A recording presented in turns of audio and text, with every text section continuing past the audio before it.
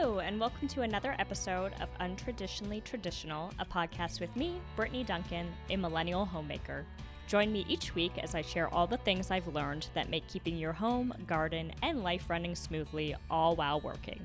If you are enjoying the podcast, please be sure to subscribe in your favorite podcasting app so you get the episodes downloaded straight to you every Monday.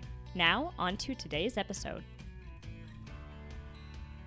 Hello, and welcome to another episode of Untraditionally Traditional, a Millennial Homemaker. This is your host, Brittany Duncan, and I'm so glad that you're here. I'm on a roll with blunt honesty for October's episodes, and we're going to continue on theme.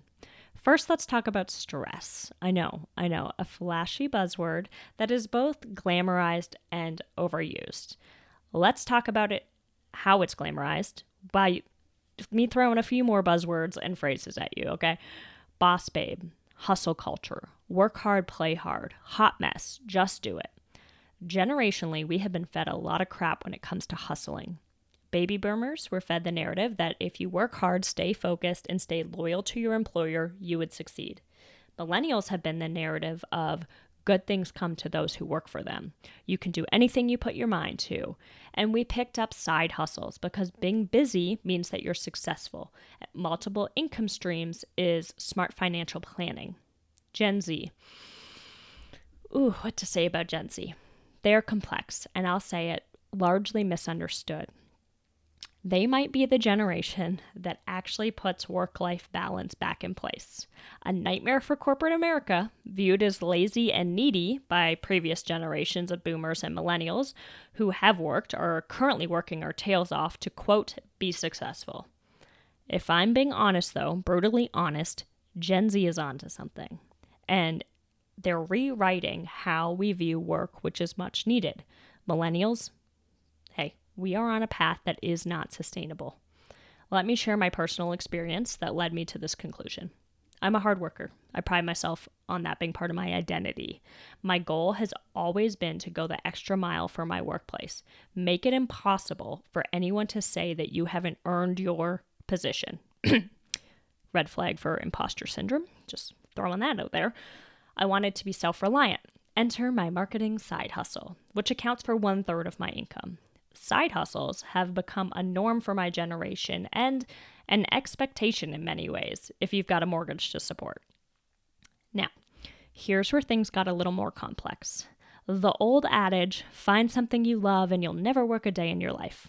I love thrifting, antiques, shopping secondhand. So with that in mind, and the thought that if one side hustle is good, two is better, I opened a booth at a vintage home decor shop. Okay, let's take stock of where we're at. One full-time 40-hour 9-to-5. One side hustle, approximately 10 hours a week. A second side hustle that I didn't keep inventory of hours spent because it was really a hobby that I happened to make money on. That last statement, derived from the narrative that we have been fed, if you do what you love, it isn't work. It's BS and a slippery slope. One God, one husband, daughter, sister, friend, dog mom, chicken mom, podcaster, homemaker, and oh yeah, a woman who just entered her 30s trying to keep her body in shape. I don't know if you've learned girl math or boy math, but this math doesn't add up. So, what do we do when the math isn't adding up? Trying to fit 17 hours of activity and work into a 24 period and account for 8 hours of sleep? We cut out rest. Either we wake up earlier or we go, removing breaks from our life. We juggle plates like maniacs, hoping we don't drop one of the important ones, one of the irreplaceable ones. We play with fire, and worst of all, we're praised for it. Or at least we tell ourselves we are. You work so hard. Vindication. You're such a great employee. Recognition. I don't know how you do it all. Acknowledgement of our hard work. These phrases and countless others feed into our egos that we can do it all. And as I think about it, it makes me think of a functioning alcoholic. Until there are visible consequences, we often don't think people have a problem. Yeah, he or she drinks a lot, but they have a successful career. Yeah, he or she drinks a lot, but their family seems happy. Yeah, he or she drinks a lot, but physically they look healthy.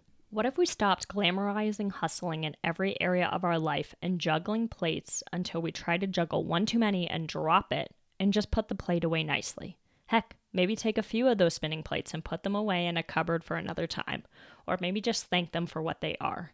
Mentally take them to the thrift store and know that somebody else is going to pick them up and be so excited to have them. That's what I've done with my vintage decor booth. I realize that some of the epiphanies I've shared with you today, and I realize that no one's forcing me to work as hard as I am. No one's forcing me to give up free time with my husband or myself to keep all the plates spinning. I am creating space, free space.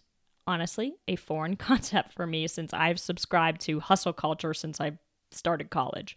I'm slowing down, not because I have to, but because I want to. And let me tell you, it feels great.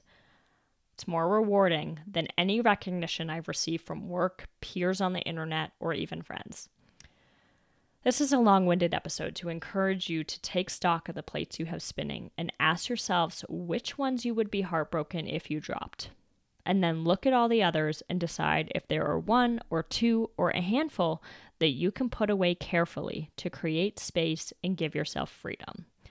Y'all, we are in a burnout culture. I don't know, I know we have listeners of all ages, whether you're a boomer or a millennial or Gen Z or, another generation that falls outside of this. Working hard is glamorized. And I'm not saying don't work hard, but I'm saying work hard for things that actually matter to you, not to receive recognition from others or to feed your ego. Find things that actually bring you joy, that serve your core values. Put the plate away carefully. Thank you for listening to this episode of Untraditionally Traditional. If you enjoyed the podcast, please share it with those special people who would love it too, and write a review. For more tips and photos of my home and garden, follow Untraditionally Traditional Pod on Instagram. Until next week, let's continue to make our homes places of joy and service to ourselves and those we share them with.